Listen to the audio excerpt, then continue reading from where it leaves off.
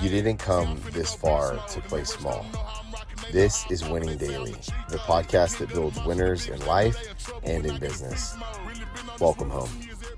Hey, and just like that, we are back with the Winning Daily podcast. I'm joined today by two of my partners. We have Jason Tam and Adam Mai here back in the Winning Daily Lab. So it's a privilege to be here. We're going to talk about a few different things. One of them is our journey in Winning Daily and what we've been able to do in some of our coaching calls and how this progress has been as we started this new thing that we have built for trainers, coaches, fitness professionals of all types. From every background, whether they're just starting out and they're brand new to this and they've never really trained anybody hands-on. This has been a dream of theirs to do for a long time, or they're already killing it and they're closing in or passing that six-figure mark. But yeah, so Adam, you want to start us out and kind of give us what's been one of your favorite parts about the weekly coaching calls? Yeah, it's some of the most exciting things is the availability of reach, right? I think in the past, I've done several ones that's kind of inside my facility. So we've done mentorship classes inside of our facility, but it's, with us being in California and kind of located in a central area, sometimes it's hard for people to kind of get out there or reach out or something like that, or to get to the place just through traffic. With what we've been able to do with the Zoom calls, it's expanded the reach, and just hearing all different scenarios and all the different walks of life of where everybody has come from is really exciting to see, right? And the ability to really tap into each individual trainer using the technology we have today has been amazing. So I just love seeing that growth and kind of that community starting to develop, and you're seeing it from the early stages. Badass, man. And Jason, what about you? Oh, man, it's been a journey, guys, no? It's been crazy. If you guys are listening to this and you haven't subscribed to our YouTube or the podcast, or even joined the school community, or even join the school community, I'm going to keep it basic. I just want you guys to hear our voice, because I think the more, and you probably heard that can open. Thank you. There's a podcast etiquette, but brought to you by White Rabbit. Shameless plug. For me, I think the most important thing is just getting our voices out there. What I've learned being in the industry for 7+ years is just managing people or working with people. Sometimes that first touch doesn't get across the way you want it to, or they don't really apply it. And then most of the time they're going to come back and blame you because what you told them didn't work, but really they didn't apply it. So what I've learned, not only from having a daughter, is you have to tell them often, and you have to back it up with proof. And not to say I treat the individuals in Winning Daily as children, but I understand human nature, because I'm like that myself, right? Someone's going to tell me, hey, this is the best way to do it. And I'm going to say, okay, cool. And I'm going to do it my way. And then I'm going to continue to watch this person doing it a certain way before I'm like, you know what? Maybe I should try that. So if this is your first time listening, I highly suggest you guys go back to the old podcast, because our message is going to continue to be the same, kind of like it is with the school platform. But going back to actually the experience has been great. I think the first initial Zoom call we had was a lot of information. And I think if you weren't ready for it, you didn't absorb it the way I would have liked you to absorb it. So I think now that we got the wheels moving and we're getting more people on these Zoom calls, it's becoming easier for me to see them, absorb this information, but at the same time apply it.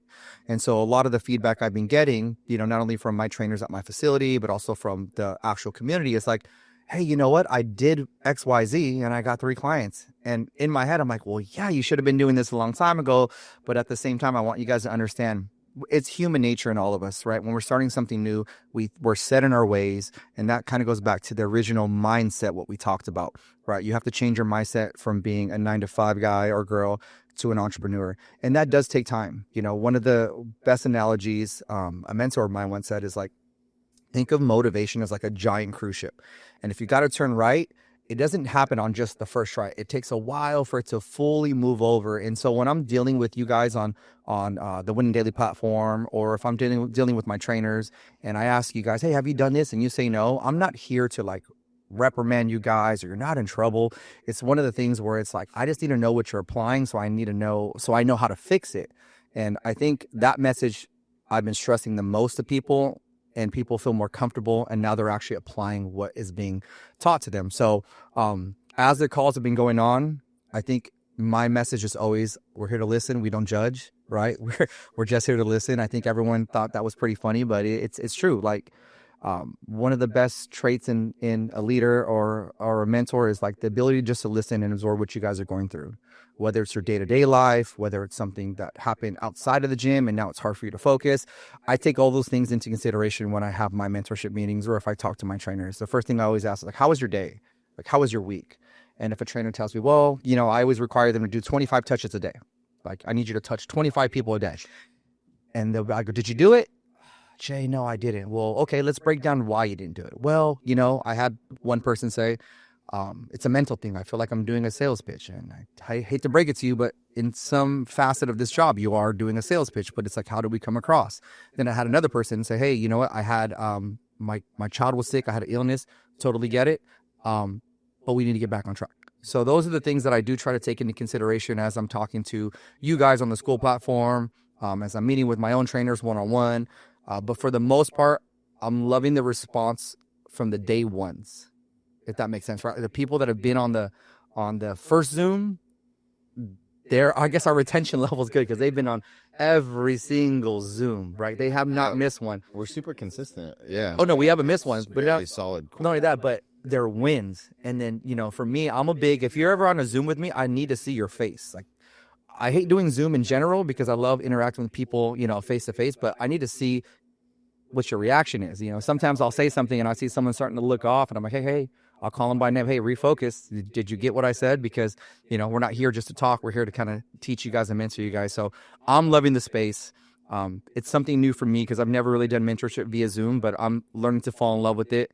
I came to the understanding a long time ago as someone who coaches hundreds of trainers and been in this business for years that everyone moves at their own pace. And that's what I love about our school platform is you can join at any time and there's enough information for you to catch up or maybe to backtrack if some of the stuff was lost to you in translation. So I think what we're doing is amazing. I know that we're moving at a fast pace and it's because we have so much information. But like I said, I'm loving the community. I'm loving the people. I'm loving the response so far.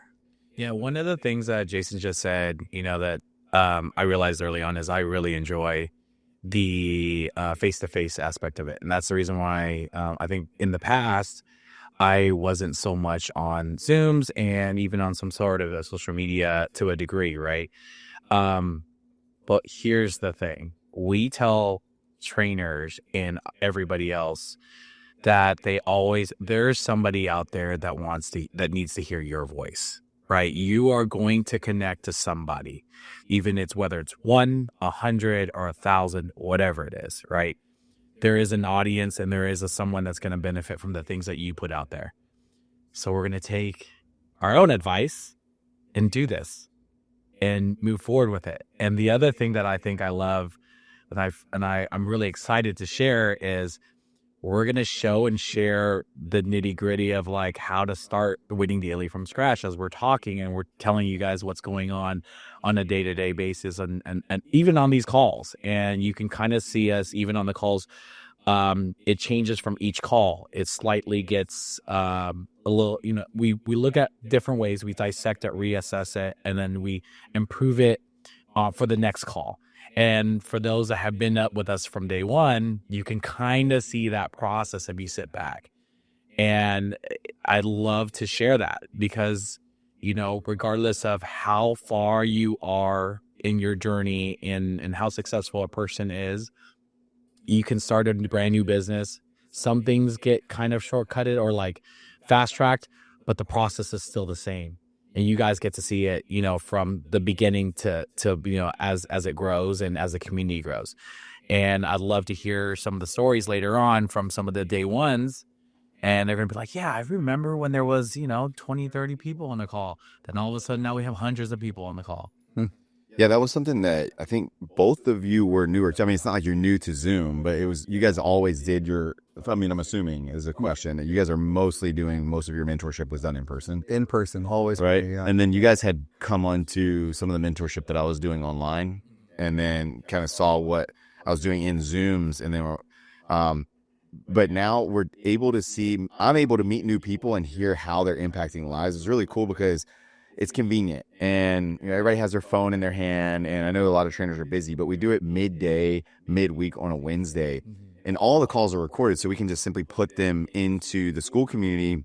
So if somebody misses one, they can just simply go back into the community and rewatch it later on. Or if they miss something, it's right there at their fingertips, and they have easy access. But meeting some of these newer people that y'all know that I don't know, or they're new to the community, it's really cool because you get to hear from them what they have going on, how they're impacting lives. So we're helping them change their life and systemize, and going from being self-employed, which we'll talk about here in just a second. This month we've been talking about operations, but from going from self-employed and being a full-time hustler to being an actual business owner, and how they're able to impact people's lives along the way. So it's almost like this giant butterfly effect. And then guiding the calls, like I said, from these like monthly organized topics. So at first, our first month for May, we did mindset. June, we did sales. And then now we're in July, so we're doing operations, which is awesome. And I'll be honest, like, I'm not the best person in operations, but that's exactly why we have a diverse group of partners like Adam and Mark and Andrew that really have a lot more experience at high level operations than I do. But still, we're able to give it a large amount of impact through these organized topics, and having a good partner diversity there, as well as a good diversity in the community, because you have beginners, intermediate, and advanced in there. But what's something that, Jason, let's go to you first. Well, what's something that has kind of surprised you working in the community week after week? I don't think there's too much that surprised me, because it kind of it does transfer over from the in-person, like the same kind of I guess hardships that you get from the in-person does transfer over to Zoom. If anything, I think the Zoom was a little bit harder, because in person I'm able to touch you, really get I feel like when you talk to people in person, and this is why I stress like trying to do your consultations if you're a newer trainer and get the people into the gym, it's just like an energy that you feel, and you can read body language, and you become really good at doing that. And I think, I'm going to sound really old, but your generation does a lot of stuff via, text or Zoom call or video chat. And there's like a lost art to like picking up on people's body language that I love. And I felt like I perfected that as I went. But for me, there's not too much surprises other than the amount of people that are on the outside looking in, meaning like there's so many people. Like I feel like I get so many views and so many people interested in it, but they're just afraid to kind of dip their toe in. And I think we're trying to figure out a way to make it easier, for people just to kind of like, hey, peek your eyes through the window. Again, we're not trying to sell you anything. I think my main goal with this whole entire thing, and even on the prior podcast that I had, was I just want to get the word out there. Just like someone that's spreading the gospel, right? Like, I'm not trying to invite you to church. I just want you to let you know, like Jesus loves you. That type of deal is what I feel like I'm doing with entrepreneurship. I feel like I just want you to hear the podcast. You don't have to buy anything. You don't have to follow me. You don't have to respond to a DM. Just hear it a couple times and see if it resonates with you. And I think the difficult thing for me is like, how do I reach out to these people to get them in, right? Knowing that it's going to help them without pushing them away. And so that's what I've been struggling with. And I think us opening up those Zoom calls to everyone has really helped, because I think we've had people in. I've actually gotten someone in, and then they turned into a trainer at my facility, So I think if there's a struggle, one thing I need to learn is like what's a more approachable way for you guys that are, and maybe you guys can tell us, maybe you guys can DM me or what some of your concerns are about like dipping your toe in just a free Zoom. I don't get it. To me, it's like free information, but I understand most people in the world think that nothing's free in life. There's always something to catch, right? There's a catch, right? I'm here to tell you, and I'm looking at Mark, because Mark's our guy in the back end. He's not going to send you anything. We're not going to gather your information. It's literally just a link for Zoom. Mark's like, yes, I am. It's just a link, right? It's just a link to free information. That's all it is. And if you're like, you know what, I already know this, or I can't apply this, you're good. I'll make sure Mark doesn't spam you guys. Not that he does, but I think that's where the general consensus is with most people. Like, why are you giving me this for free? What's the catch? What do I have to do? And I'm here to tell you guys, like, it's the more we spread the word of how to do things correctly, the more winning entrepreneurs we're going to see. And the bigger our platform is going to be with these successful people, the bigger we're all going to grow. And so for me, it's like, how do we navigate through that? Yeah, I think that one thing that I learned, and I'll pass it to you, Adam, is that there's so many people that are like confused or scared or lost to some degree in the business. Because in the fitness space, let's be honest, like I know right now I can do it, but I don't even need to. If I open Your explore page. yeah, no, if I just open Instagram right now, probably my first post is going to be a sponsored ad from some sort of fitness coach or some sort of like, oh, you want to be an online trainer or somebody like that selling something. And we are so used to seeing ads blasted in our face. And we're so used to being positioned like these sexy things in front of our face that people become confused. One of the trainers, and I won't say their name, but there is a person who is in our community and they just messaged me from a new Instagram account and was saying, oh, I started over after a year of being on Instagram. I started over. This is my new account. I said, well, why did you change your account? Their account had just gotten good growth recently. They're like, oh, well, I'm just going to start over fresh. I'm going to give the algorithm what they want this time. And I think that it's, yeah, like Jason just let out like he just let out like a deep breath of air. Look, and that's okay. It's okay that they start over because guess what? To them, that's a win. If they can do it and they feel good doing that, then absolutely by all means do it. But there are so many people out there that are scared that, oh, I'm shadow banned, or they're confused because they're listening to like 3 or 4 of these different voices in their ear about which direction they should go next. And then next thing you know, they're confused, they're lost, they're broken, they're trying to figure it out and they're in no direction. And so for me, that was something that was surprising about being inside of this community and hearing from trainers that I never met before. Maybe they came from Adam's facility or Jason's facility or his mentorship program or an outside mentorship program, and they stumble into our community. And it's just that it's a community where we're hearing from other people. This isn't a lecture about, hey, we're going to download everything we know. Yes, we want to give you as much information as we possibly can, but it's actual conversations too to come up with strategies that work, that are proven strategies that work. But it's seeing how much fog is out there and how much confusion is out there and how many people are kind of lost in the sauce. I say that all the time, but it's really crazy. And then on the flip side, because there is a positive to that, seeing how many people are not lost in the sauce. Like, shout out to one of our trainers. She's super young. She's brand new to this. She's absolutely crushing it. Like, her client acquisition is off the charts. And so if we're catching lightning in a bottle over here and, we have a leaky bucket over here, we want to see what's working so we could do more of what's good and what's not working so we can share that. And it might not be what across different demographics and different offers, but that's what's really cool and surprising about it to me. Adam, what do you got? There's, when I'm listening to the guys kind of speak, a couple of things kind of, stand out to me. And I'm going through the same process even for myself, right? What I mean by that is I followed on some other different avenues. I was just talking to Mark about crypto and stocks just like below earlier, but just I was following a bunch of different other people trying to get advice for different avenues of different businesses or markets as well. And I'm listening to different podcasts. I'm listening to different people. And there was a moment where I finally recently found somebody or a channel that I've been listening to that like clicks. And it's the best feeling ever. Like I am almost to the point where it's like, I'm going at home talking about it. It sounds like an addiction because I've always knew there was something there that I wanted to do. Like I wanted to learn more about this particular style of trading or information or knowledge, but it wasn't clicking to me. I was watching all these different types of YouTubes, paid for whatever it is, just wasn't clicking. I found the right voice, right? The voice that actually made sense to me. It was the choices of words that they use.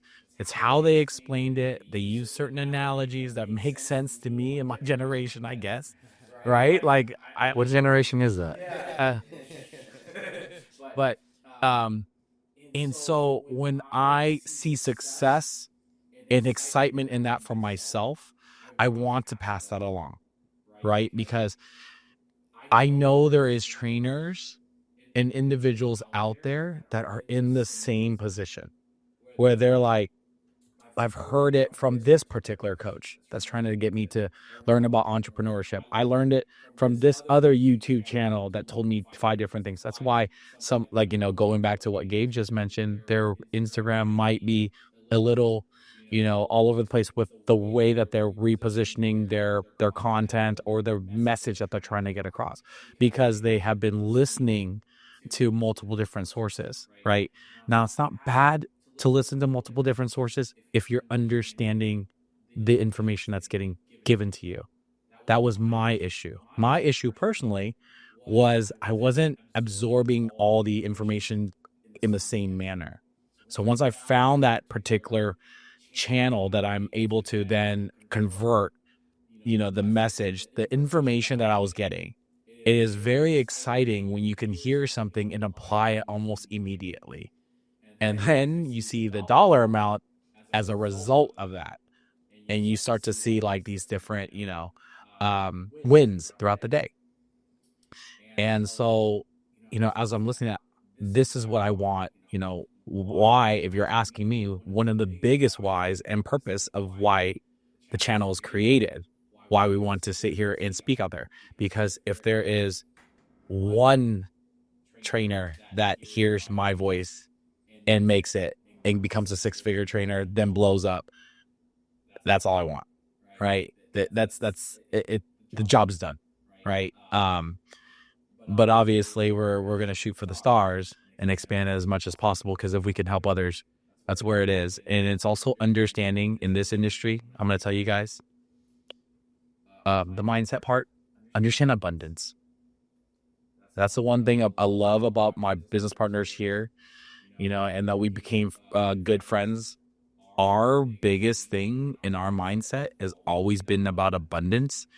We can go deeper into it later on, but it's that scarcity mindset that will only set you and put you in that corner. Yeah, I was going to mention, because if you don't know what abundance is, you might want to look at the opposite. It's the scarcity mindset. We talk about that, where it's like, oh, well, there's already other people with the same offer as me. Oh, this other trainer's in better shape than me. Oh, they drive a G-Wagon and I don't. Oh, they've been doing it longer than me. Oh, they have more followers than me, or whatever. Keep going.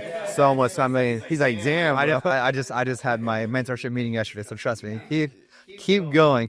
And I mean, not to cut you off, Gabe, but there's like, before I lose this thought, there's something that Adam had mentioned about the wins, and I know on a prior call we had mentioned in relation to you as a trainer training your client and making sure you share every win, right? Like the ultimate goal is for them to lose, let's just say 50 pounds, but there's always wins throughout the week, through the day that we go through. And I think those get lost because our eyes are so focused on that bigger goal that we just like, man, I'm not there yet. But for instance, like if you have a trainer or a client rather, and they want to lose 50 pounds and now they can walk a mile on a treadmill, but they're like, I'm still not at the 50-pound loss. It's like, there's still a win in there.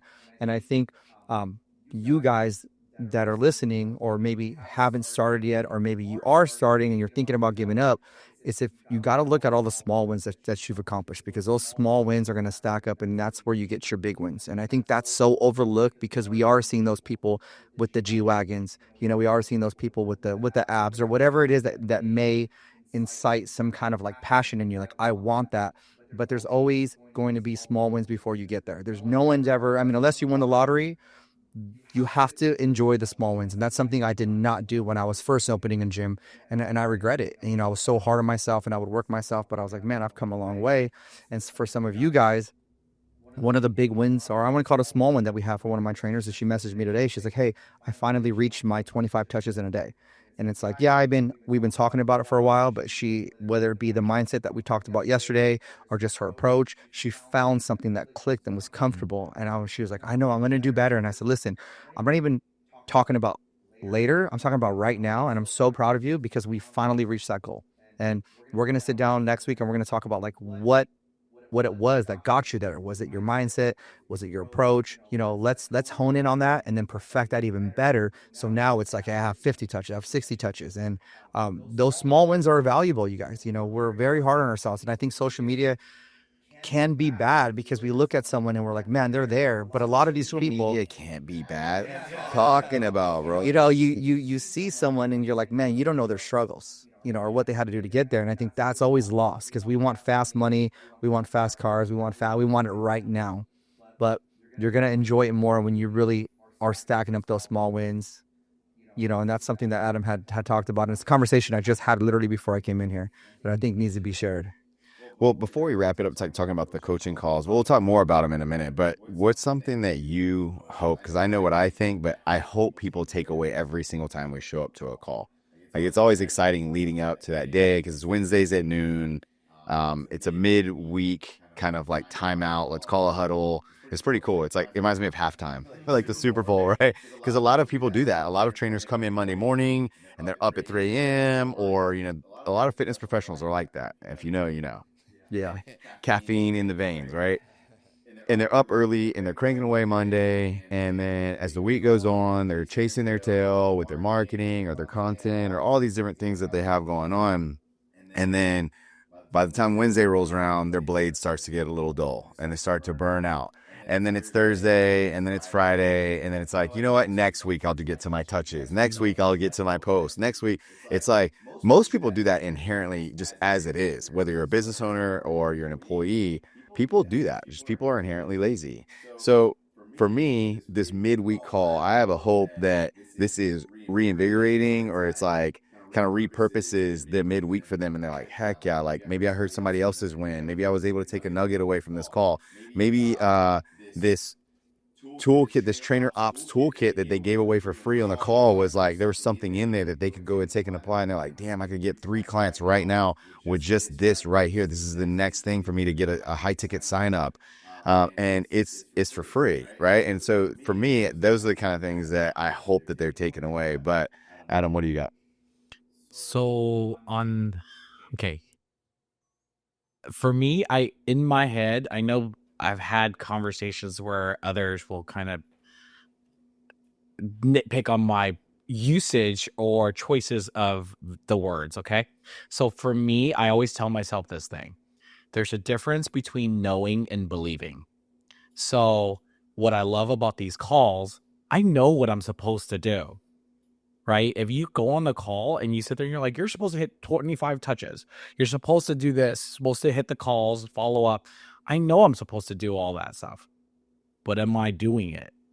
And that's the difference between, for me, knowing and believing. Because if I believe that I was supposed, like, if I believe the fact that like 25 touches will get me to the 6-figure mark every single, freaking well, every single day I'm hitting that 25. Because I look at every single touch as a dollar amount, because I'm like, if I don't do this, I'm not going to make that money. Right. And so to me, that's how I break it down in my head. There is a lot of things I know. And so I can go on to the call and have that mentality of like, well, I knew this and I knew that. Well, yeah. Are you doing it though? That's the thing. And I'll tell you guys all out there, I am guilty of the same thing you guys are.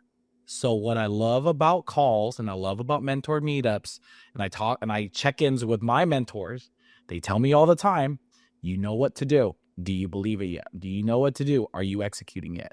And I'll give you the reasons why you're not reaching the goal that you are. And these calls, it puts me back into place. I just humble myself and I go like, I know what the call is or what I need to do, and I start doing it. It's all about the action. So I go into these calls and even I learn from the trainers in there. So it's not just you guys are learning anything from us and letting us speak. I learn from the trainers themselves. I see what they have to go through, what the obstacles, the new obstacles that they might have to. And then I sit there and I try to work that through. But the idea here is that I have the consistent reminder of what to do. And then I use that. It's on your action, right? I mean, there's like gentle reminders. That's what I love about the calls. It gives me another, it's just like coming from Gabe, coming from Jason, coming from Mark. It's a gentle reminder. Hey, remember you're supposed to do all these things. I hear it again. It gets repetitive. Then I go, okay, cool. I need to do it. Then now, also the other part is if I see others in the community, somebody hit their 25. I didn't hit my 25, but they got a win. It's a clear explanation why I didn't get the win.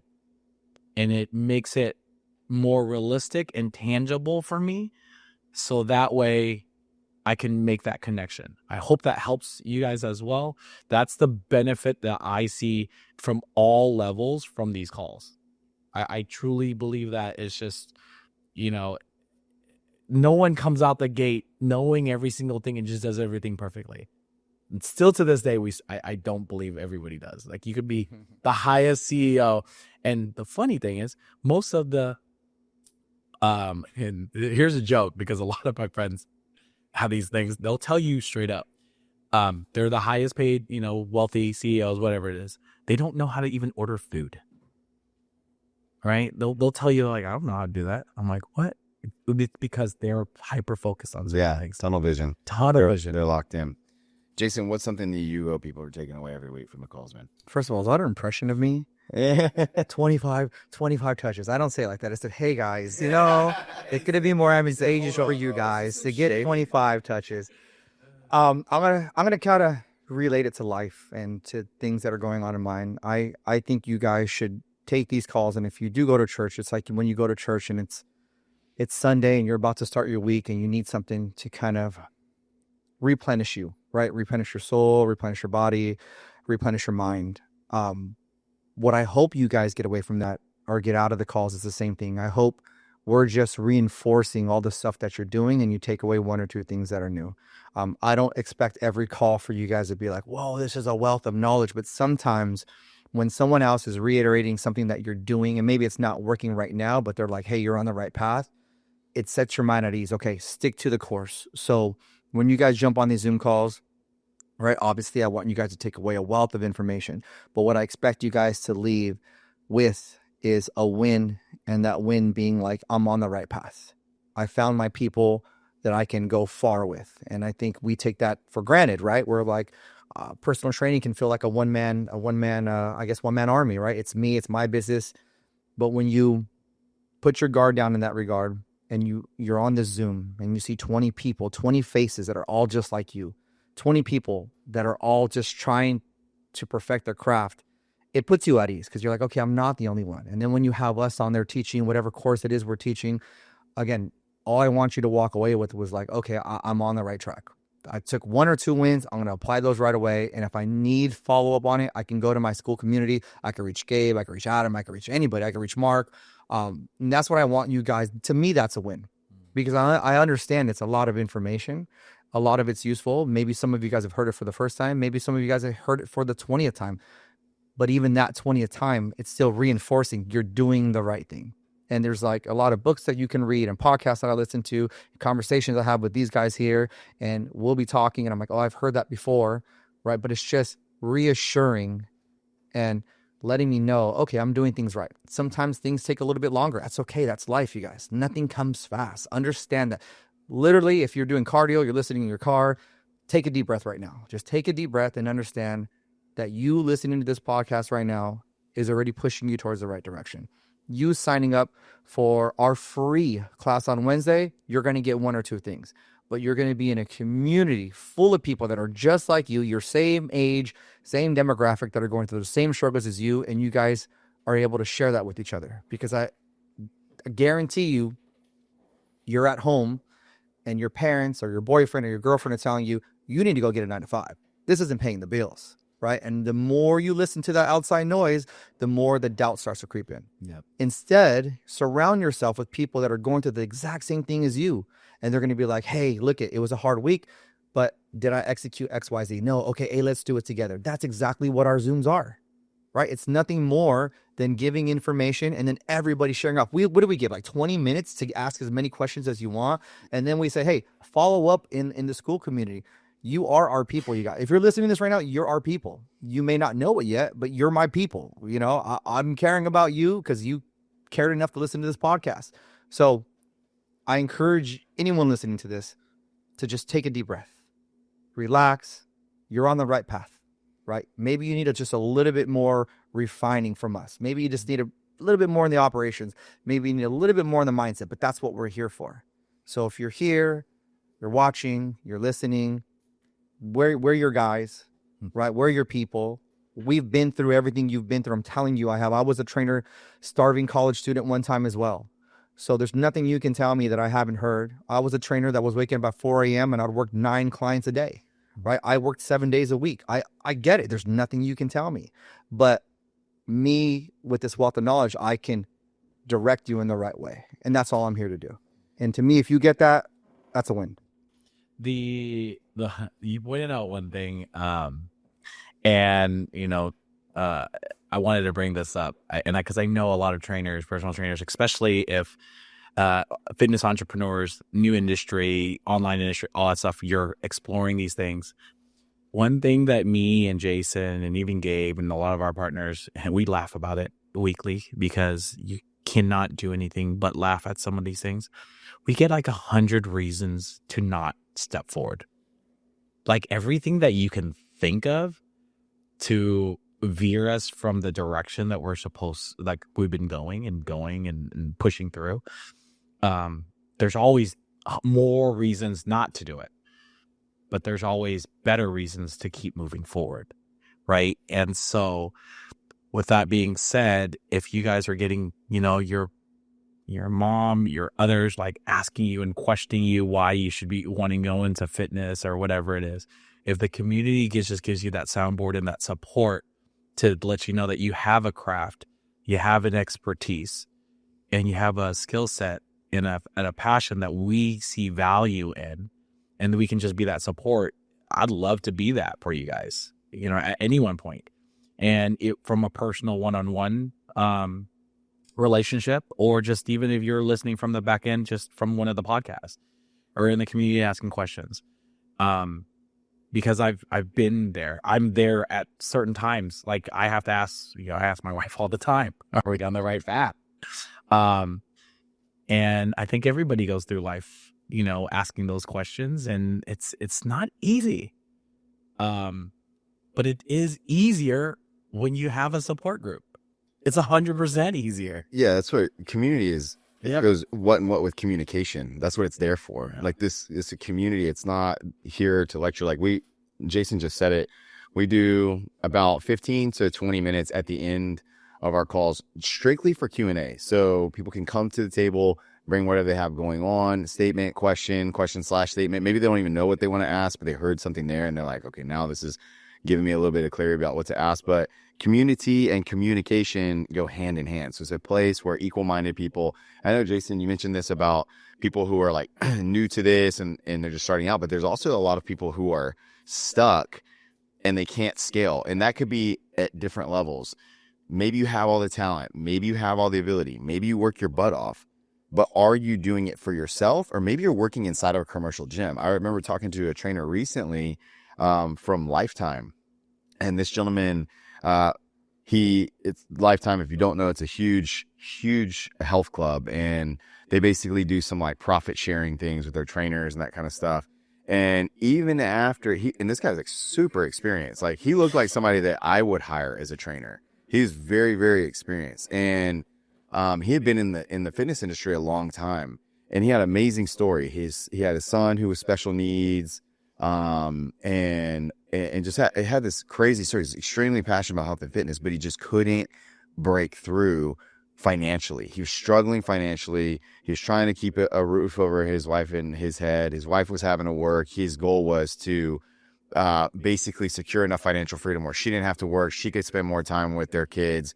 I mean, he's just a very personable guy. And this is just somebody I could think of off the top of my head that I really wish that I could, that I could just teach him what I know he could break through. But he has the ability now for free to come into our community and do these types of things. But there's always going to be something that's in your way of breaking through to the next level or scaling. We get that word thrown around a lot now, or scaling. And you hear all these like mastermind courses and all that. But here you're actually talking to people who have actually done that. Like I shouldn't say never. Before I ever trained anybody in person, all of my training was done online. I had zero interest of training anybody in person. I just didn't have the time. I was like, I can show you how to do what I do and I know works, and I can kind of bundle it up and sell it to you that way. And then you can ask me questions, and it was more like pay for proximity type of thing. And I structure my packages that way. But now trying to scale could be you're stuck as an employee inside of a commercial gym, or you're stuck inside of a day job, because it's the same thing. You're training other people's clients. They're not your clients. But real financial freedom to us looks like you're building a community yourself, so you can learn in an ecosystem here, if you will, learn how to build a community here with us, and then go build it inside yourself, or vice versa. Maybe you already have one and it's not growing and it's stuck, and there's that limiting factor. But Jason, I'm coming to you with something really quick, because I know you have a fire answer to this question. Look, The pressure. yeah, because you have an eye for this. You really do have a gift for this, man. Is spotting gifts and talents and abilities in other people. And I've seen the way you work with people. By the way, if you guys don't know, I'll mention it again. Jason, inside of his facilities, is remarkable at retention, at taking people and keeping them inside of his village and his tribe and his community. And we were talking about this off camera.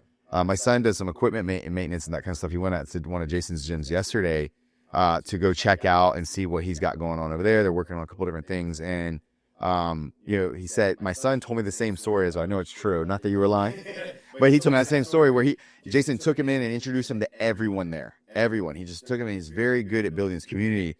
But you have a gift for this, and so you can see when people are ready and when they're not ready. Yeah. They're like a piece of fruit. It's not ready to be picked yet. So how do you, or what's the easy way that you can spot, or share this with us?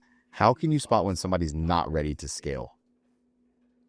They have a hard time doing the simple things. They have a hard time doing the things that are necessary to scale. Even the small. And again, I'm going to harp on these 25 touches, but if I ask you, hey, let me see your Google My Business. What is that? I don't know what that is. You're not ready to scale. Yeah. Right? Hey, all the leads that you've gotten for the last month, let me see them. Well, I have them on DM. I think I have a couple. You're not ready to scale. Right. Let's take it back all the way to the beginning on mindset and operations. That's the easiest answer for that. When you're ready to scale, and there's a trainer that I'm meeting with, and he's in my group, and I told him, I think it's time me and you just have a one-on-one, because I literally have him leading the group now on Thursdays, because he's like, he has everything. So I'd be like, hey, let me see his Google Mark's going to love this, has the pictures of the gyms, has his before and afters, has a video, has his website. Like, he's like light years ahead, and he started at the same time. He's ready to scale, right? He's ready to do the daunting things that are going to take to get to the next level. When you come to me and you're like, let me see your offer, let me see your spreadsheet, let me see what your pricing is. Well, I just kind of go based off of like what they tell me. You have nothing organized. Okay, you're not ready to scale. So the easiest tell you guys, and again, what I always reiterate to them is not a bad thing. I actually love that more, because then I don't have to dissect your business and unteach bad habits. I could teach you all the great habits now. And so the way the easiest way to tell someone is, you have yourself on every platform. You have your Google, you have your Yelp. When those leads come in, where do you put them? Okay, you have somewhere to put them. Okay, when do you touch them again? Right, if they don't come in. Okay, well, you close that consultation. Where does that go? How do you get more consultations from that one client? Right, when they get answer all those rapid fire questions, I'm like, oh, we're in a good place. Let's really see how we can take this and scale it more. So mastering the simple things, the operation, the time block, right? How you manage your time. Once you get there, it opens up a whole nother universe for you. Yeah. What's that saying? You don't do a thing 100 times so you can just get it right. You have to do it 100 times so you can't get it wrong. Yes. Yeah. Shoot until you don't miss. Yeah. Shoot until you don't miss. Yeah, I agree with that. Yeah. And I want to give a shout out RIP to my grandma. She kind of taught that to me early. If you guys are, I'm half Chinese, half Mexican, right? So my grandma is from Mexico. I'm first generation here. My grandma had a very, very small house in Almani, right by the railroad tracks. But you knew if you went to my grandma's house, you had to say hi, and you had to say bye, and you had to say hi to everybody. And I couldn't bring a friend over or a girlfriend that was like, hey, let me go say hi to your grandma real quick, because we already know if I don't say hi to her, you're gonna be in trouble. She's gonna tell you something. She's gonna give you the eye. So she would tell me, this is my house. I want to know who's coming in. I want to know who's coming out. It's etiquette. So for me, when I bring someone into my house, which is my gym, right, they're already nervous because they don't know anybody. How much easier is it for you to get acclimated to our home if you know everybody there, if you know everybody's name, and there's a point to this. I have my new trainers or my trainers that are in my mentorship to build a community and say, every time you get a new client, introduce them, make a big skeptical, shoot a video with them. Hey guys, I'm so excited. We have a new tribe member in our group. You're going to see them pop into our community. Say hi, share your wins, share your phone number if you feel comfortable, share your IG so we all follow each other. And the amount of response I've gotten from my new trainers, they're building their community. She's like, why haven't I done this before? And I said, it's okay. Like, now we know what we're doing moving forward. You're building your own tribe, your own community. At the same time, you're learning from us. And that's what it's all about. So, I mean, introducing people, whether it be, new clients to your old clients, or if you're a gym owner, or if you're just, a lead trainer somewhere, the more everyone knows everyone's story to a certain extent, the better that flow of the gym is, or your workplace in general. So on another note, I want to set up something really quick too, because this is kind of goes from our perspective to the trainer perspective or the fitness professional's perspective to the client's perspective. What would be like a client filter? And Adam, I'm going to start with you first, because I know you're going to have something cooked up over here too. What would be the client? Like a white rabbit in me, boy. What would be your client filter? Like a red flag that makes you say like, no thanks now for a client. For a client, could we rephrase that? So like, if there's a client that comes over and it's a red flag where like a red flag for a client that's like, ooh, this is going to be a headache client, because there's trainers that will take everybody on as a client. That's what I'm saying. Like, there has to be a filter system, right? Like, yeah, how many people, I know I've done it. Like, I've done that before where I've taken somebody on as a client. I'm like, ooh, they're a pain in the butt. Like, should I take them on as a client? And then I do, and then we'll full refund. With them more. Full refund. Like Jason already knows whether they act up now or act up later, or they cause problems, or whatever. The reason why I'm asking this question is because there's somebody inside of Winning Daily that had a one-on-one with on this past weekend, and they were talking about, well, we have, I want to say the client's name, we have Bleep, and then they said their name. I was like, who is that? They're like, oh, one of our clients. I was like, what about him? Like, he was the stinky kid on the playground. And I'm like, what about him? And I'm like, do you have like some sort of filter process? Like, and on a side note too, I know Andrew's not here right now, one of our other partners, but he's very good at setting these like qualified versus unqualified clients. So a client filter, like, what is something that you look for as like a red flag that like triggers this, like, might not be a good fit? Like, not everybody's a qualified client. So for myself, a practice that I do if I'm meeting a client that's new and I don't even know specifically, and I'm trying to figure out, I can't really put my finger on it. Stalk their social media. And that's what I don't bring. I actually ask them what they expect out of the service. Like, what do you think I actually do? And what do you expect? That's smart. So smart. Because then it kind of reverts the table, and then I could see where their level of expectations for me to deliver the service is. Yeah, like, what do you want from me? Yeah, and again, I mean, it works really well in relationships, because if you walked up to your wife or anything, like, what do you want, right? They always sit there and make that joke with, was it Notebook? Yeah, we're... But if you could do it in a format where I'm asking a series of questions and make it a little bit more professional, I can ask them what their expectations are, and I can explain it to them like I'm trying to set certain boundaries and understand, so I can deliver to you the best service that you expect, and it gives us a kind of a playing field, right? And from there, from what they answer, I can see if there's red flags or not. Because if they throw out some kind of weird wrench that, like, yeah, I want to do this and I want to do that. I don't know. Like some clients, I don't know if others have this. For me, it's a little bit different. I'm married. I go home. But if some of my clients will be like, yeah, I would love to go and such and go party here and there, it's kind of a red flag to me, because I'm like, wait, I would never do that to you. I don't want to overpromise to you on certain things. So why are we going to these, why is this your expectation of us going out to go, I don't know, night clubbing or something like that, right?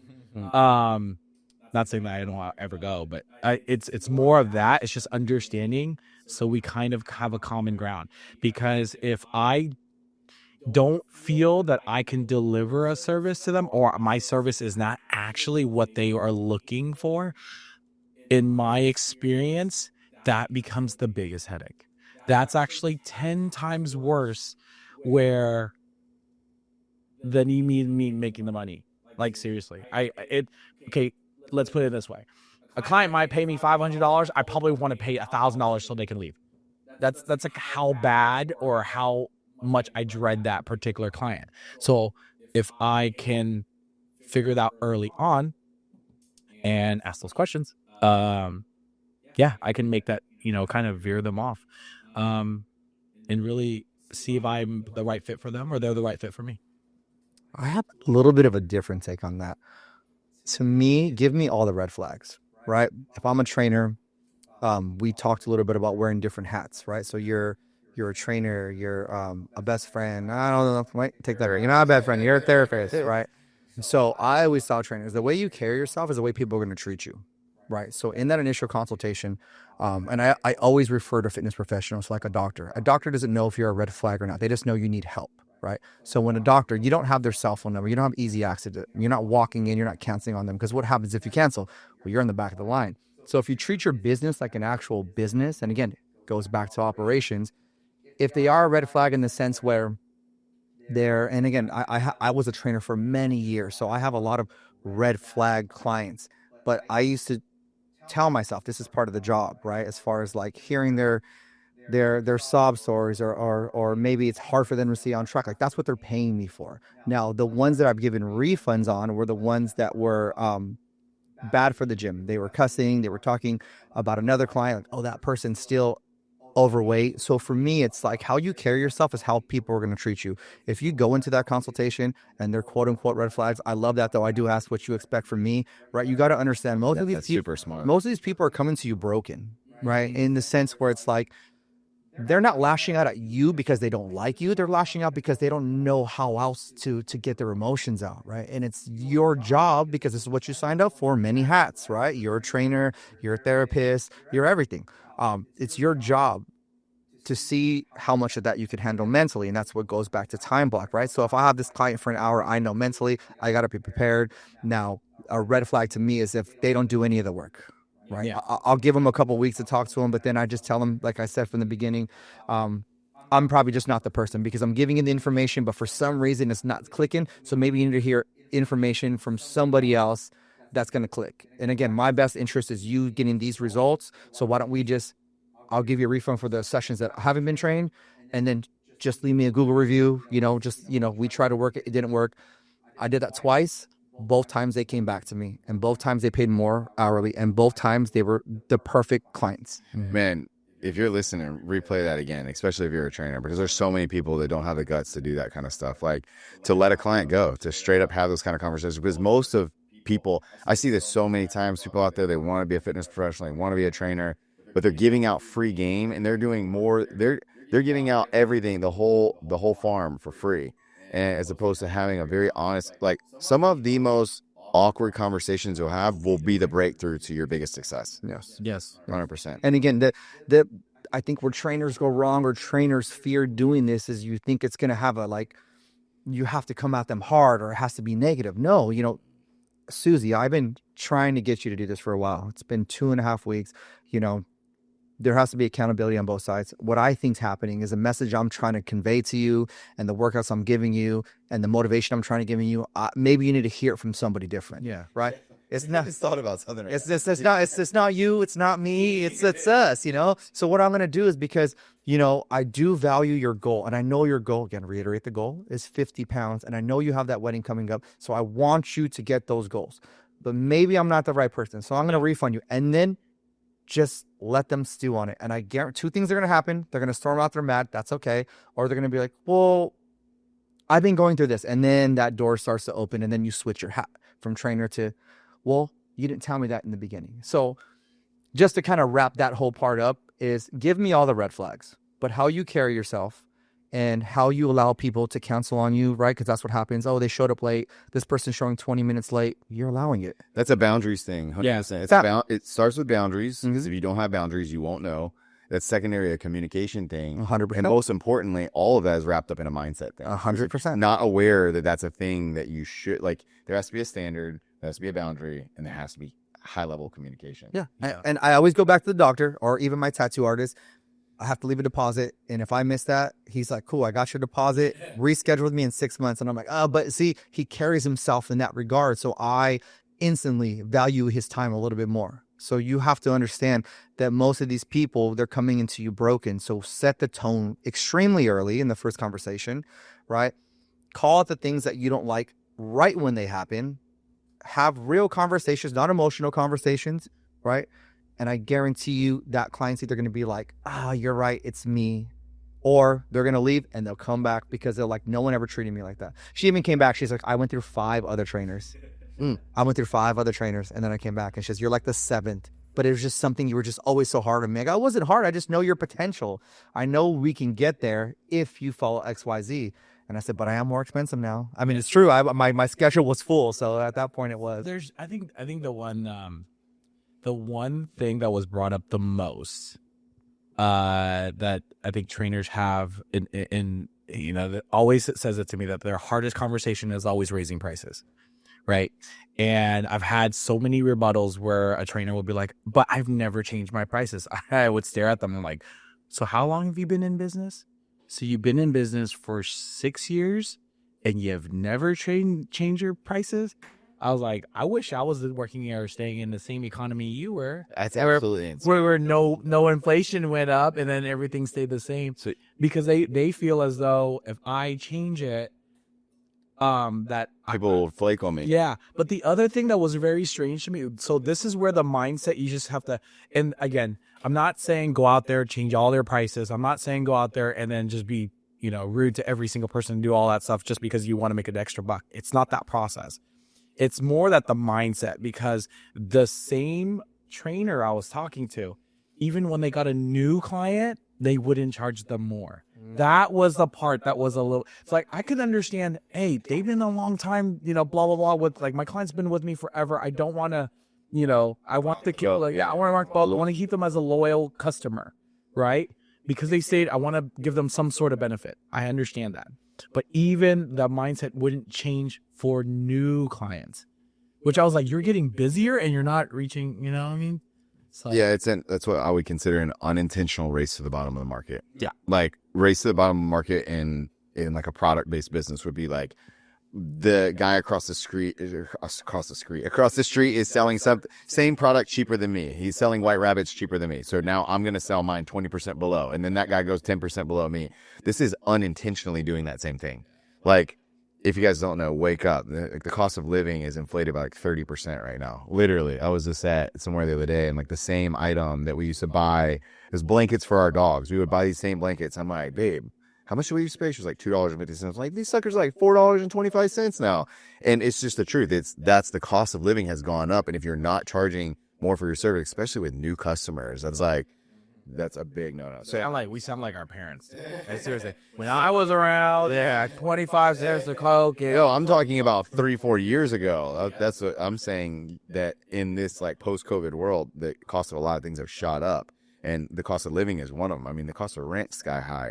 But while we're on this topic, talking about like the client to trainer relationship or perspective, let's go with Jason first. I want to hear from you. What's something that clients care way more about than trainers think? How much you care. I mean, to me, that's an easy one. That's a no-brainer. You're a fitness professional, yes, but I can teach a client how to squat. You could teach a client how to squat. Adam could teach a client how to squat. A lot of them stay or they sign up with you because they feel there's like either an emotional connection or, hey, this person really cares about my goals. The same way somebody will stay in a relationship because someone's so loving and takes care of them in their emotional, an emotional way, like no judgment zone. No judgment zone. Yeah. And I think when I was a trainer, what I did well at was I always checked in with them weekly. It doesn't matter how long you were my client for. If we went through, and again, this is what I went over in the Zoom, you guys. When I get a client, just the same way as I get a new trainer, that first 60 days, I'm on them. And not in a bad way, meaning like I'm like, hey, what did you think of that Zoom call? What did you take away? Okay, cool. Share your win. Hey, we have that meeting on Thursday, that in-person meeting. Even though, I'm giving it to them for free in essence, and they should be coming. But again, it's new patterns that have to be learned. So I'm always there emotionally. I'm there supportively. I'm following up. Hey, you got that win? Awesome. I celebrate that with everybody. You used to see our group chat. Our group chat is like everybody's sharing wins in there. And it's that's what the client wants. That's really what the client's missing. I'm going to be honest with you guys. With ChatGPT and the information that's on there, I can put my stats in there and ChatGPT will easily give me a diet and workout program. What it cannot give me is that emotional support that I need. And if you think about it, you think about some of the clients that you have and they're overweight, right? It's not that they're overweight because they don't know what they're doing. They're just emotionally eating. Life hits them, stress hits them, work hits them, injuries hit them, and they don't know how to overcome that. And that's something that will always separate us from Sammy, aka our AI that we have. Andrew, You know, hold on. I don't know. So I got breaking Andrew may be working on some emotional intelligence with it, which would be scary. But for the most part, you guys, I always say like put the P in the personal trainer and in the personal part, right? Be as involved as you can, because whenever someone has a thought to buy personal training, it comes from something that happened to them prior, right? No one wakes up and goes, I'm going to apply for training because I need to lose this. It's emotional. They saw a picture of themselves. Their husband or girlfriend was on IG and they go, man, that girl's a nice body, right? They didn't do it to be mean. It's just, boom, you went to try on these pair of pants that used to fit you all the time. And now you're like, where did I let myself go?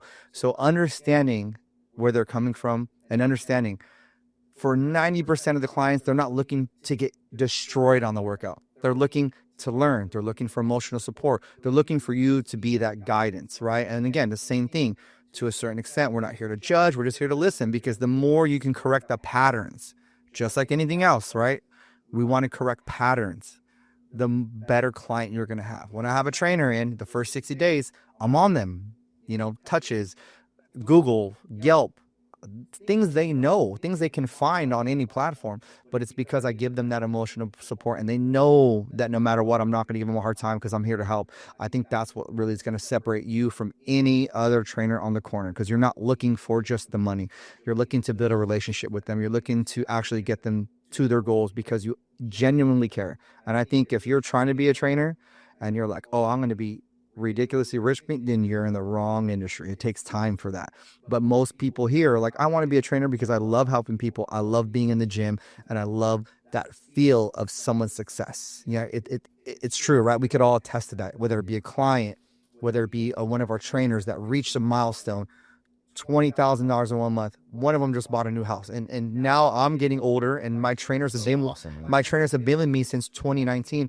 I'm going to their weddings. I'm going to their kids or to their baby shower for their first kid. They're telling me about cars they bought. They're telling me about property they invested in. And I'm like, man, I remember when you were like this 21-year-old kid with mocos in your nose, and, I was there wiping them off for you. And you're like, what's a Google? Right? Like, that's why I'm in this, and that's why I do it. And I think if you can convey that to your potential client or, your current client, because sometimes that gets lost during them doing the mundane things, then you bring everyone back, and everyone understands, like, okay, this guy's here because he genuinely enjoys being here and helping people out, but also he cares about me as an individual. I mentioned this in our call this past Wednesday, and I've been saying this to other trainers as well. And as you're watching, and there's a lot of things that Jason is mentioning. One of the biggest parts is you're setting all these boundaries, and you could say have all these hard conversations. It's not the content. It's, if you guys can capture this, it's the way that you deliver it to your client. Okay. So we're talking about emotions. We're talking about all this stuff. Several books that I've been telling, and they sound so strange for us to read it at first when you really think about it, but it helps so much in business because we're in the people business. So I've told multiple of my trainers to read the 5 love languages. Is to understand your client, how they want to perceive a positive reinforcement. Do they like touch, like whatever it is that they enjoy, and you can kind of start to observe that, and you kind of lean into that. So what I mean by that is, like, I saw one on Jason's social media just the other week where one of the trainers came in and gave everybody roses, right? It's a simple act of like gift giving.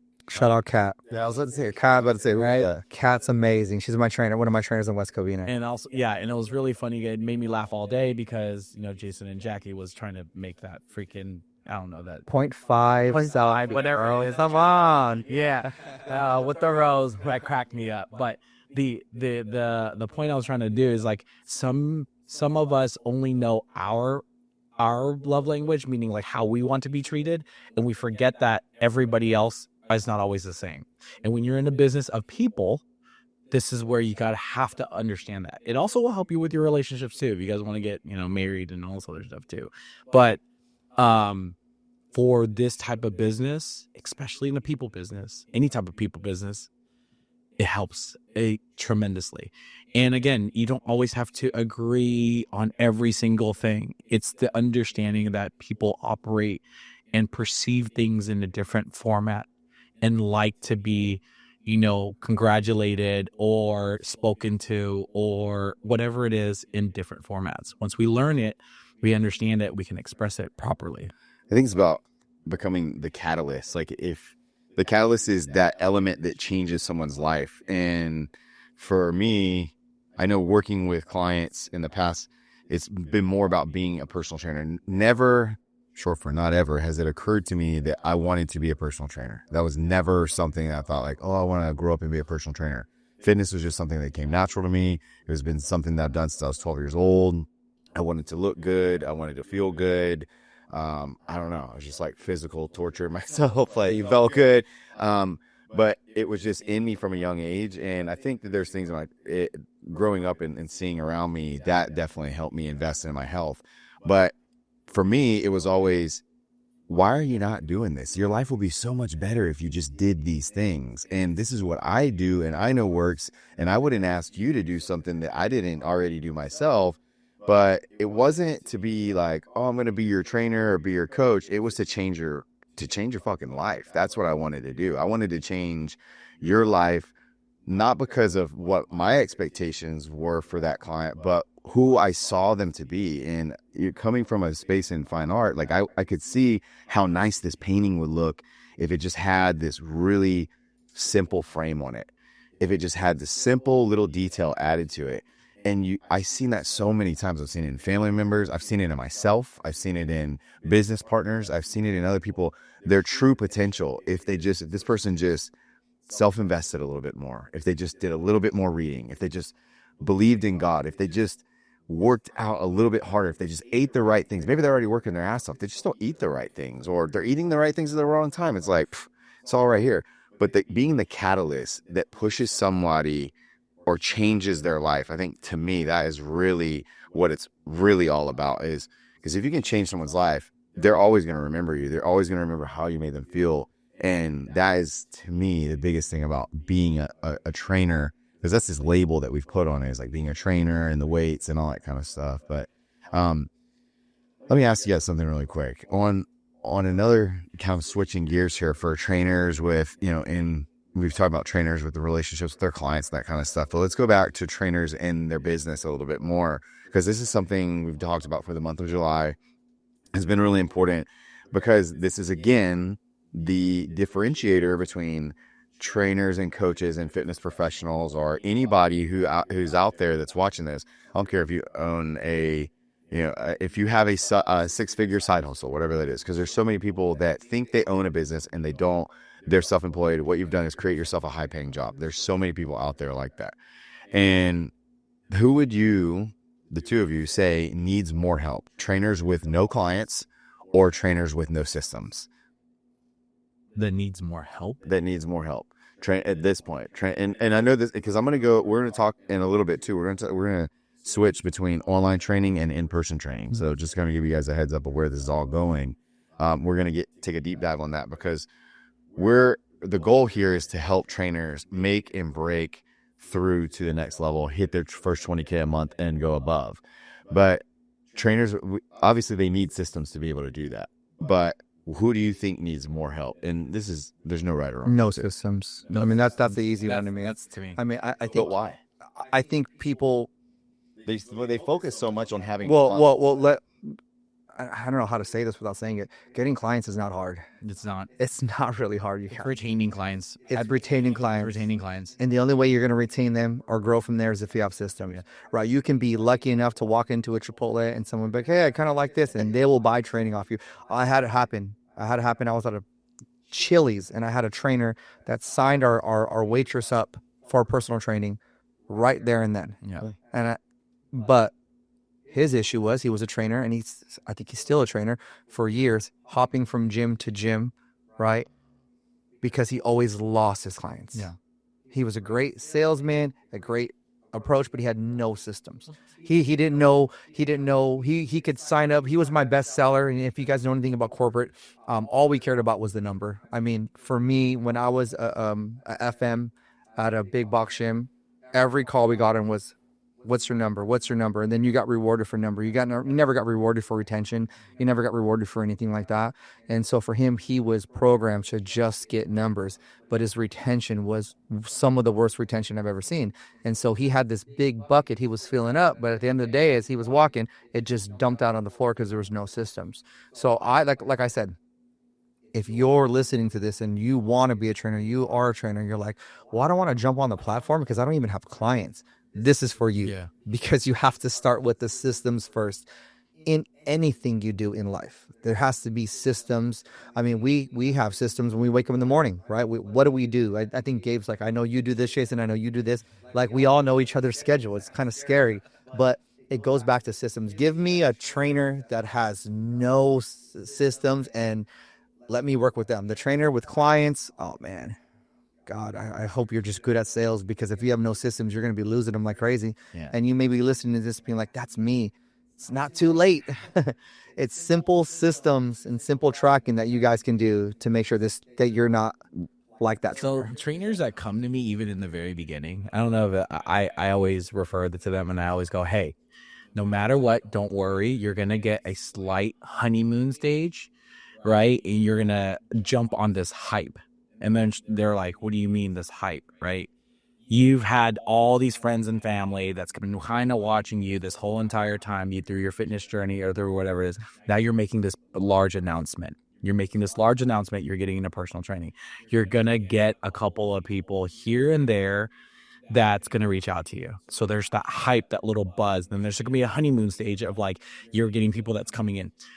So, and at the same time, 2 months, 3 months from now, we can always figure out a way to do a quick promo or a quick kind of thing just to build that hype again.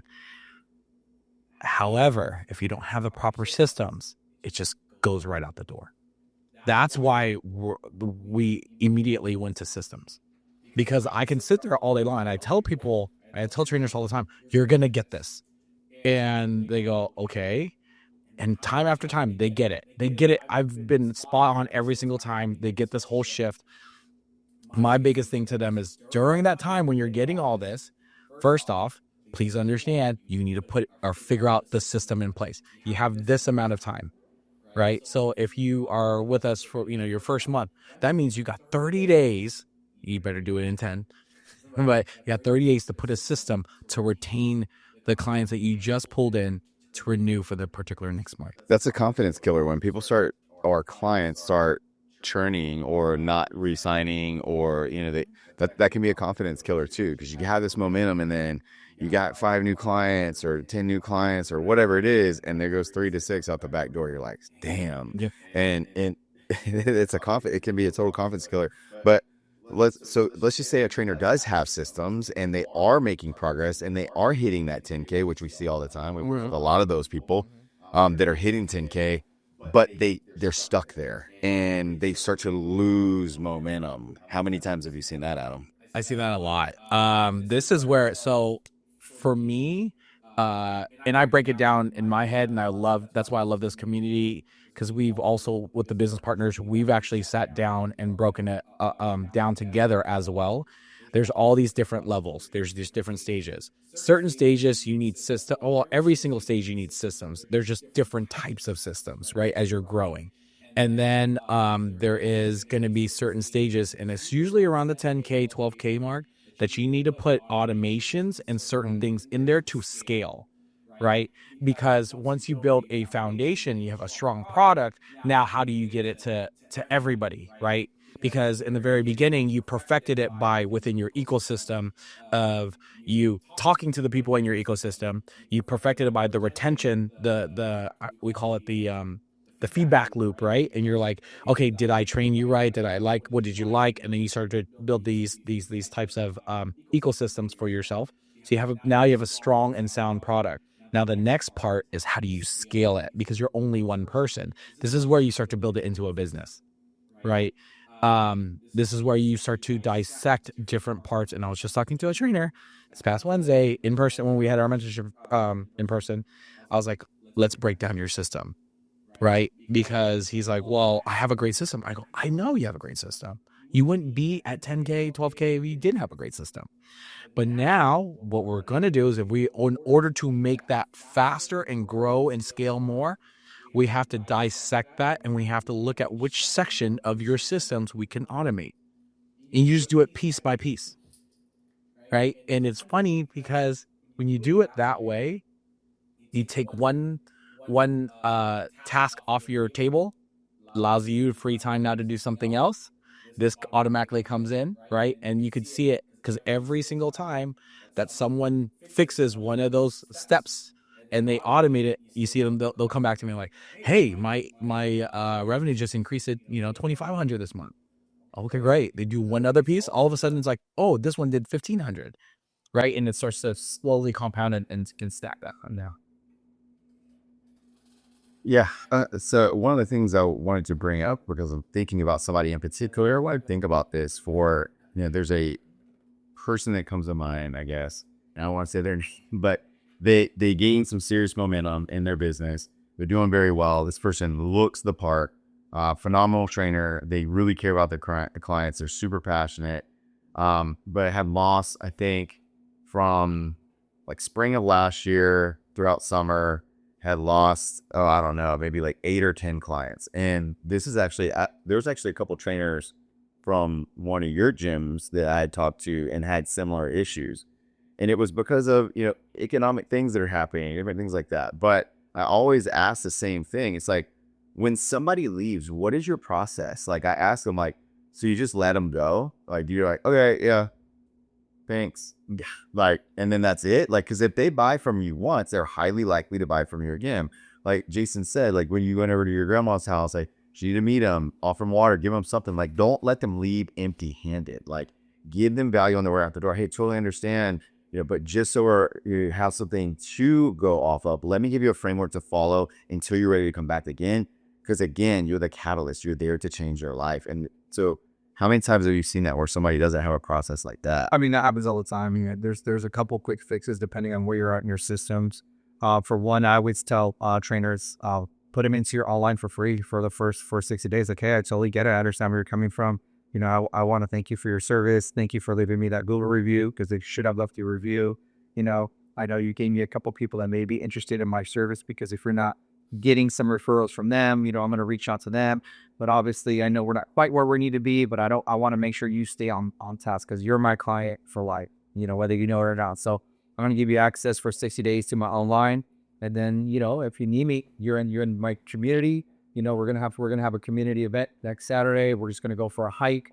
So you're always keeping them in the loop, and I guess is what I'm saying, right there. You have to have a system set up where this person leave, they're still first date, get your car detail, you make the reservation, you have the clean shave, you're there, you're putting on every single thing to make sure that this date is perfect, right? And then as you get to the relationship and you start going, maybe you're not as attentive as you used to be. And that does happen in relationships and business. And sometimes you just have to self-reflect and be like, hey, you know what? I wasn't doing that follow-up with that client. I wasn't doing this. And they start to feel it. And then they're like, oh, there's not really a value there anymore. And then they fall off. But it doesn't mean that they don't like you. It just means you got to keep them in the fold, keep them in the loop, keep them in some of your systems that you have. And again, those systems to me are your online training, giving them for free, by your community group chat, have them come out to some of these community events, foster them. I'm actually more messaging them when they leave me than anything. hey, I sent you this online program. Did you follow it? How's everything going? How's your son? Blah, blah, blah. So it's one of those things where if you have those systems in place, you should still be like, literally, they just fall into now, they're a different bucket. Yep. This is my follow-up bucket. So I'm going to want to emphasize one thing again that Jason said, and I truly believe this. They're your client for life. Absolutely. So this is where everybody gets stuck. And literally that you need to redefine that. All the trainers out there, all the business owners, redefine the point where you say, this is only my client if they pay me. And if you take that one expert, just that excerpt, that they are my client for life, you will always think of them and you will see how you can work with them in the future. If you do that and maintain that relationship, watch how many times they come back. Solid. I love it. You talked about online programs and like transitioning people I'm assuming you made from in-person to online. Yeah. Let's talk about online for a second. So again, this is where majority of my experience within up until, I did in-person training in 2014. I've done it before for a couple clients that wanted more attention, like a higher ticket in person, like hybrid style, before I moved to California. And then going to California, I did some in-person training. And then there's a lot of imbalance when it comes to online and doing in-person combined, like a hybrid style. But what would you think, or what would you guys say is one of the biggest lies that trainers are telling themselves about going online? Well, let me go first. Yeah. He said, give me this microphone. Biggest lie that someone's going to tell you is that online is easier. You're working twice as much online than you are in person. But I'm going to tell you what. People think that it's gonna just relate from in person to online. It doesn't happen because now it's a whole nother demographic. And typically, and you guys could probably attest to this, most of the trainers that are great in person, they don't do a lot of social media content. They're even afraid to talk on camera. Some of the most successful in-person trainers I know don't have big social media. So now you're switching to an entirely different platform with an entirely different audience. And now you got to create videos of yourself, right? You think, oh, it's easy. I'm just going to pop in and send this video of some random person doing workouts. Tell them to follow it. That will work, but it's only scalable to a certain amount. What you should be thinking if you're trying to go totally online is how can I make this as valuable as it is as being in person? And how can I get more clients? Now it's not referrals. Now it's like obviously your systems and stuff you do, but you have to be more on camera, more educational, more doing this type of stuff as far as podcasts. And they're like, wow, I did not thought of putting this much work into it. It's giving more information than you would during that one-on-one session. So the biggest lie you're ever going to be told is that 100% online is way easier than in person. In the beginning, if you're not an in-person or not an online person, that's going to be a very big transition for you. Not impossible, but it's gonna force you to change your whole perspective on it. And I say this from experience. You're gonna have those outliers that were good on camera, right? Those are the ones that should go. They're good on camera. They have their following. They maxed out the gym, and they've been shooting content, and they've been slowly building their online platform. And now it's just they're either doing volume or they're doing high ticket programs. So you have to see what's gonna work best for you. I think most of the time, the trainers that I've talked to, they're not so much looking for online to take over everything, but they would want it to be something like 80% of the 70% of the business is online, right? And even that takes systems and time. And like we just said before, most of your best trainers have no systems. Yeah. So now you're leaving the in-person to go to the online, which is more of a beast with systems, So I would say that's not impossible. Again, I'm going to reiterate that, not impossible, but it's a little bit more challenging because it's out of what your comfort zone is. Yeah, I think the biggest myth for online trainers is that it's going to make them more money. It's going to have less amount of time that they have. Their ROI is going to be so much bigger because they're going to put less amount of time into it and actually make a lot more money. Now, you can, but the understanding of what I found out in the last year or so, because I have online offers and we've done online coaching for different products and so it's one new daily. But when I ask a trainer, like express or explain to me your online coaching, the way that they understand online coaching, it doesn't correlate to what they're comparing it to, right? So what I mean by that is I'll ask a trainer that's in my facility. They will then give me the layout in their systems of their online offer. And also they charge their online offer cheaper than they do in person. We just heard that this past week. Okay. And then I go, well, so-and-so is a great online coach and he or she does very, very well. And I look at the two offers, then they're not the same offer. So the coach that let's break this out. One of the offers is a program offer that is one to many, and they do like check-ins, maybe 10 minutes. So it's already programmed that he or she worked probably years on to create this really robust niche, like perfect freaking program. Then they sold it to one to many, and they would touch base with each client maybe 10 to 15 minutes. Yeah, that's a lot of front end building. Correct. Yeah, and you're not following that. It's like more work on the front end to build all that out, and then you have a system. Yeah. While some of the other ones trying to compare and do the same thing, they come in and when I ask them to break down what they do with their client, they're on a video call for 45 minutes, coaching them step by step through the thing. And to me, we get paid. You're still trading time for money. You just trade time for money. There's no difference here. Yeah. And you're actually charging less. Yeah. You're watering down your diluting. Yeah. So in my head, I'm like, wait a minute. So in order to hit the same amount of capital at the end, the revenue at the end, you do save a little bit in the very beginning. And then that's what people think. That's what they're doing well. Because why? No overhead. Okay. So you may save a little bit at the beginning, not driving around, gas money, all that stuff. But still, you're trading time for money. So when you try to scale it, it'll hit a plateau. That's down to the T. If you can't break that down or see that, most people will hit a plateau. Everybody that has left from that, kind of dabbled and did have that structure together, always came back. Yeah. Keep in mind, for personal trainers that are doing in person versus online, you can train anybody anywhere in the world. So in person is going to be geographically located. I mean, you might have clients that drive from 45 minutes away. So should you live in a metropolitan area like New York or say Vegas or California, where there's a lot of traffic, everywhere now, but that they may travel at some distance to come see you. The more distance they have to travel, sometimes the lower the frequency of the client. If that makes sense. Like I've had clients that are in person, that are high ticket, that come twice a week as opposed to the higher frequency 4 times a week if they're more local. So I think one of the things that people are scared about online versus in person is you lose that personal touch.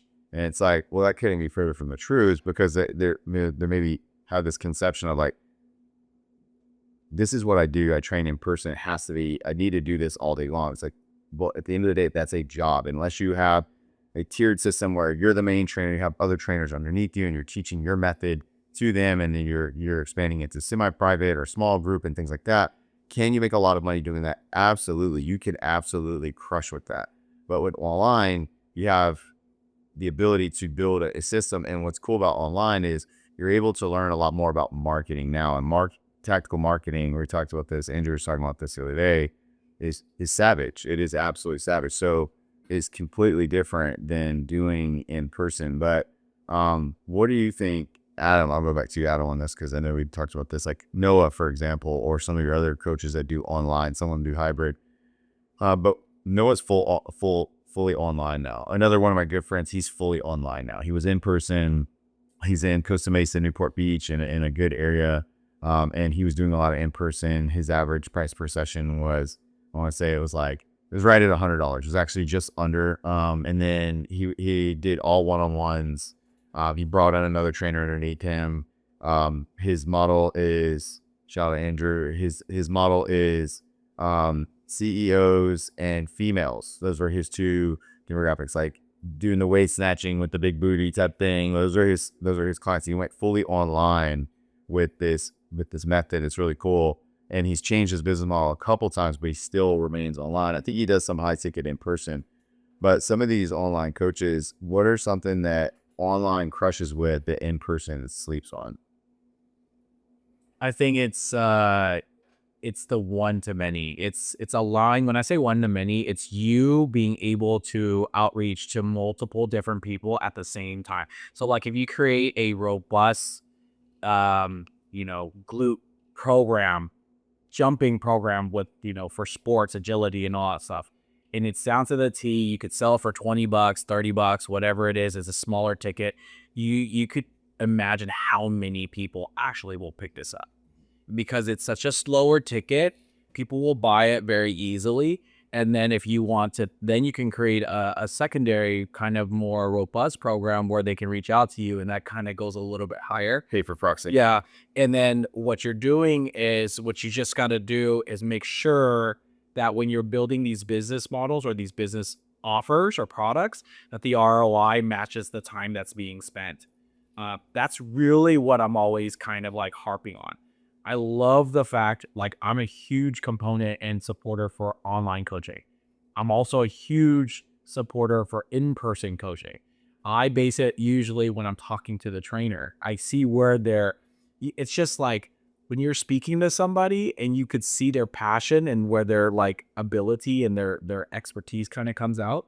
That's where I want them to kind of shine.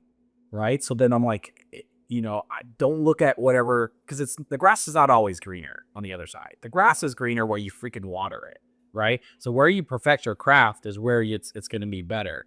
So if you're, I don't want to call anybody out, but this is Do it. Name drop. all right. This is the funniest thing. I've had trainers come to me. To get a fool's late. I had trainers that come to me. I've had people come to me and say, I want to be an online trainer. I'm going to do this. I'm going to do that. And I'm like, okay, great. So how have you been training? And I ask them a couple questions. They're like, yeah, so it's on my phone. Okay, so what else do you do? Where do you do the programs? Right here. And they show it to me, their phone again. I'm like, when do you ever sit down and kind of work on it on your computer? Oh, I should go buy a computer. Oh, shit. I'm like, wait a minute. So you've been doing everything through an iPad and an iPhone. Although they're great, although they're technology as well. Online means you're going to be behind a computer all day. Yeah. Right? That's where your expertise, building your systems, doing all that stuff. If you don't understand the online program or the online system like the back of your hand, why are you jumping into it? Right? Just because someone else told you there was a lot of money into it? Yep. Doesn't make sense to me. Or I saw it on Instagram. Yeah. And I fell into somebody's funnel. So not bashing on that person, but go get the computer, learn how to use it like the back of your hand, know how to like jump through it, like, I don't know, do graphs and do everything out of it. And then once you learn all that stuff, then you want to go, fine, all power to you. But it's really strange to me when a person doesn't even own a laptop or like. Trainer brain's a real thing. Yeah. That is a real thing. What is that thing? Trainer brain's a really, Mark, you and I have talked about this more. Trainer brain, you and I have talked about this more times than we can count, man. Right. That's absolutely a real thing. And like what the genius is? No, yeah, no, it's just they think like, oh, this is what I was born to do, is like train inside of a gym 7, 8, 9, 10 hours a day, and I'm happy making 5, 6K a month, and it's like, dude, you could be making a lot more. Like, you have the gifts, talents, abilities. You're just lacking some of the things that you need to know and understand, like the simple little things. Hey, should all trainers that are doing in person, should they have an online offer? Why or why not? Yes, they should. I mean, you want to always have the possibility to expand. So you always want to dabble in what's current, what's, who knows in 20 years of when AI takes over, if the online is going to be the best route for you. So I would say, just because you don't feel like, I want all my business, I would definitely, get to know it just like anything else, you want to learn what's current, what's coming out. So you definitely want to stay on top of your game. So if you have never thought about doing it online, I would do it at some facet in your career. And there's still hope for you. Yesterday, YouTube came out and said they're going to not monetize AI creators. Okay, so there's still hope for you. Yeah, the online and say rap flows online. Only if Mark's faces, they say the online is going to continue to explode, and we know this, guys. Let me boost everyone's confidence here for a second. There's no shortage of job security here. There's literally no short. There's more people right now that are sick, suffering, and in trouble because of their health and fitness, and they're struggling in their mental state, or struggling in their physical state, or struggling in their spiritual state. And like I said, you will be the catalyst for that. Adam, do you think that all in-person trainers should build some sort of online offer? Why or why not? I always think they should. I'm a big component about, I always like to learn things to see if I like to do it or not. So I'll research, I'll go into it. And I more times than half where I'll learn about something and figure out that I don't want to do it. Right. And then but my mind always sits there and goes, what if I learn about it and I go, oh, that's not for me, I should put it aside. Now, to what Jason was saying as well, if you can dabble into the online offer, and you can go as simple as a one pager, you can go simple as a nutrition, app or something like that to teach people how to eat and watch their macros and all that stuff. So very simplified, so you could at least learn the basis of how to interact with people online. Now, when something happens, if anything happens, you want to go online, we have another shutdown, whatever it is, there's now you understand that avenue to actually, hey, let's start putting, my information, how I coach, how I do this. I now understand this to a degree, right? It's just like, I would have told you that in 2019, if you would have knew 2020 was going to happen, you're like, I need to be online. yeah, exactly. Well, like you never know. The other thing too, and I know Mark's gonna love this because I've been in the online marketing space for quite some time now, right? Over a decade. And when people ask me about like certain systems, I always tell them never put all your money in one system, because I've seen every single system have its heyday. Like at one point or another, SEO was king, and then all of a sudden social media came in, and then they were king, and then all of a sudden now it's so saturated, SEO's coming. You know what I mean? So like there's this, it's cyclical. So all these different programs, if you just put all your money in one basket, dude, what happens if something happens? Big news comes out, someone I don't know, somebody gets canceled off of it, or something like that. Yeah, something collapses, someone gets sold, I don't know, their stocks tanks. I mean, just think how many people like lost their mind when TikTok was gonna go away. Yeah. People that were gonna lose big revenue streams off of that. They were freaking out. Dude, there's no way to pivot because you're like, this is gonna last forever. Yeah, and see that's the thing too. Like I think those that are making money in those platforms, and like this could be a totally different podcast. All of them talk to each other, and you could see how much they're being intelligent about it. So like even myself, when that was happening, all the main guys that were selling, they already had plan B, plan C, plan, so they already knew all the other channels that they were going to jump to. If you go online, you might see here onesie twosies of like people talking about it, but TikTok to us, or one of those things to us, this is where the American brain kind of comes in. We sit there and we go, oh, that's such a big company and it's so big for us. Only to us. To the world, there's so many other like platforms that they're using. There's so many more algorithms that they're using. Like I was just talking to for online trainers. I was talking to one of my guys. I said, UK crushes us when it comes to systems, programs, and how their program of the online coaching comes to play. And I go, if you want to know, we actually copy a lot of their formats and systems. We bring it over here. We change the face of the person, but most of the people that were building it from the beginning was from the UK, right? So same kind of concept. We are not the biggest fish in the pond always. Higher. Yeah. You want to say, maybe? It may have the biggest guns, but not always the biggest tech, Yeah. Okay, I'm gonna take us out on a banger. You guys ready for this? Yeah. Let's hear it, because this is gonna be maybe a little controversial. That's okay. What's one thing that makes somebody or a mentor unqualified to coach fitness businesses? Well, not everybody all at once, okay? What's it? What's something that instantly makes a mentor unqualified to coach fitness business? I know off the top of my head, but So this is what I have to say about that. A mentor can be something different to everybody. And for me off the bat, I think obviously their resume is going to speak for themselves. So if someone's never actually if you want to open a gym and someone's never really had a brick and mortar gym and that's what you're trying to do, but they have like a great online space. They're going to give you some good information, but there's not a lot that they're going to be able to give you when it comes to actually having that. Now, with that being said, going back to what we kind of talked about the message can get through to you, maybe if someone's saying it differently. I would just be cautious of, if you like this message and you like this mentor, right, how far they can take you. And I think if anyone is trying to add value to our space, I'm for it. But I think where it gets diluted, or where I have a problem with it, is if they're trying to get you somewhere that they've never taken anyone before, or they're trying to take you somewhere that they've never been there before. But I'm all for someone saying, hey, look it, I'm a trainer for 2 years and I'm going to mentor you on how to become a trainer to where I'm at. I'm okay with that. Do it. You have, you have the work, you have everything in there. But when a trainer, and you guys have all seen it on social media, I'm going to do the X, Y, Z for you, and they've never done it. Yeah. Right. That's where I have an issue with it. But for the most part, I'm all about spreading the gospel of entrepreneurship. But the same thing I tell trainers is, you want to speak from experience that you've had, right? Not experience you've heard from other people, because you're going to get caught up and someone's going to call you out on it, and then it's going to be a bigger thing. So don't try to be someone you're not. Don't try to give information on a book you read when you never applied those systems. You've never done that.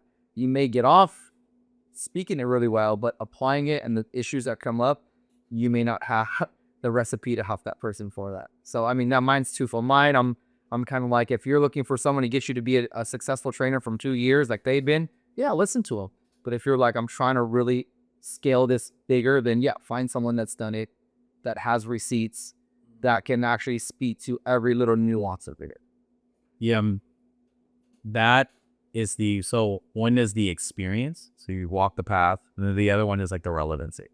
Like, how far are you kind of in that same process, or you're removed from there?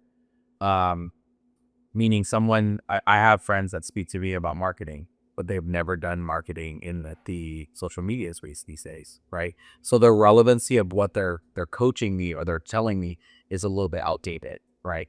Now, I'm not saying you discard everything, like you can only take, because it's kind of like, okay, well, I can take 50% of what you're saying, but I can't take everything, because why? Some of it is evolved along the way. So even that's the relevancy to it. So even though you do have an experience, you need to have some relevancy to what the world and what the systems we have as of today, right? That's definitely, I think, the biggest caveat that I always see when looking for a coach or a mentor. Unqualified, like a truly unqualified person, I think it's safe to say, is like somebody who is asking you to do something that they haven't ever done before, Or they won't do. or they won't do, or they're not willing to do. And we see it all the time. And in the fitness space, it's the same kind of relationship from the trainer to the client. If you wouldn't do a HIIT workout, then why would you ask your client to? Like, if you don't do kettlebell workouts, then why would you ask your client to? It's the same thing with mentors. We see so many people popping up out there that are fitness mentors. And the reason why we built Winning Daily was to have a group of diverse partners. I have not done the same things that Adam has done, the same things that Jason has done, the same things that Mark or Andrew or any of our partners have done. So that's what makes us really cool. And I think we check the boxes of qualification all the way through. That's why I asked these questions, but really to also showcase what we're capable of doing and how we can really anchor sound advice, because we have been there. We are relevant, and we do the things and have done those things and work with other people who are doing these things. Our network is massive, if you really think about it, which is really cool. So it's sometimes, do we always agree and do we always see eye to eye? Absolutely not. But that's okay, because that's also our superpower, is that we don't see eye to eye, that we are diverse in our backgrounds, that we are diverse in our experience. And we have that, the boxes checked on qualifications, but it's really cool to see that. But sometimes we see people that they've never personally trained anybody in their life. You know, maybe they worked with a personal trainer, but they never actually built a program for somebody. They've never actually gone and through built out a a client acquisition system or a retention system, or they've never owned a business, but they've worked inside of other people's businesses and they're building something, but it's when it's not yours, there's no, like, there is a certain level of ownership there. Oh man, But that's huge. Yeah. yeah, Oh, you really don't have any skin in the game, and you're in there running it. Entrepreneur. Yeah, it's way different. Yeah. I'm actually having skin in the game. shout out to people who are doing that, because I mean, the truth is I've been there, and sometimes I've cared more about being honest, more times than not, I've cared more about other people's businesses than they have. Like, and that's insane to think. But that is, I think, the make of like a true entrepreneur, is that your level of give a fuck is off the chain. And you can see some of the things that other people can't see. And being an entrepreneur versus an intrapreneur are two different things. But I think if you want to get into the health and fitness space and you want to make money, then you need a very sound system and a very diverse group of partners. And that's, I think, what we have here. But anyways, we appreciate you guys tapping into this episode. We appreciate you guys watching. If you haven't subscribed to the channel, go ahead and subscribe right now. Share this episode with a friend who you think would enjoy it, or share it with somebody you hate and torture them by here. All right. Okay, boys, let's get to our hot seat questions. These are going to be one word or one sentence or less. Ready? Here we go. We're going to go Jason, you first, then Adam. Cool? All right. Thanks for tuning into the Winning Daily YouTube channel. If you haven't already, make sure you're subscribed to the channel and go right here and turn that notification bell on. We look forward to winning daily with you.